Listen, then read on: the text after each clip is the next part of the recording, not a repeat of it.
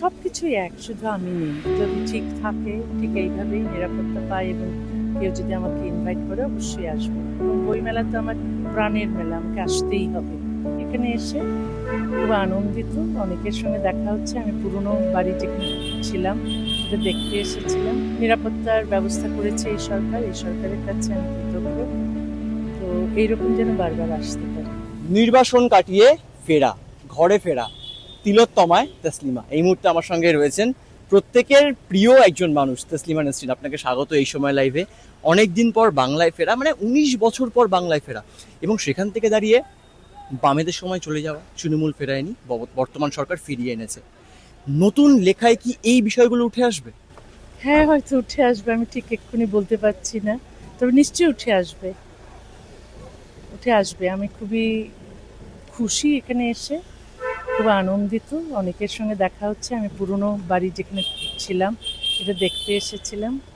তারপর নিরাপত্তার ব্যবস্থা করেছে এই সরকার, এই সরকারের কাছে আমি কৃতজ্ঞ।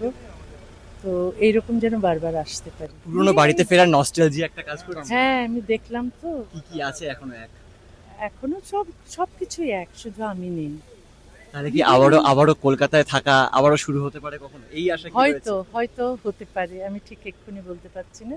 ঠিক এক্ষুনি আমি সিদ্ধান্ত নিচ্ছি না, তবে কিন্তু যে হতেও পারে। প্রশ্নের জন্য একদম শেষ প্রশ্ন, কলকাতা বইমেলায় আবারও কি তসলিমা নাসরিন তিনি থাকবেন? নিশ্চয়ই।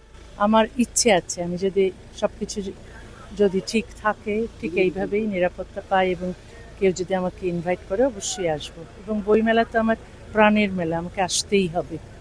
অনেক ধন্যবাদ। আমরা কথা বলছিলাম তসলিমা নাসরিনের সঙ্গে।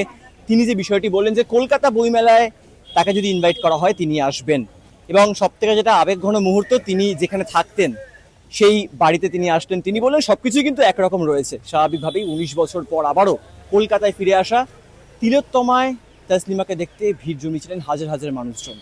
আমরা কথা বললাম তার সঙ্গে, এবং যে নির্বাসন তিনি কাটিয়েছেন সেই নির্বাসন কাটিয়ে কিন্তু আবারও ঘরে ফেরা তসলিমা নাসরিনের। ক্যামেরা কিশোর মুখোপাধ্যায়ের সঙ্গে সুব্রজিৎ চক্রবর্তী, এই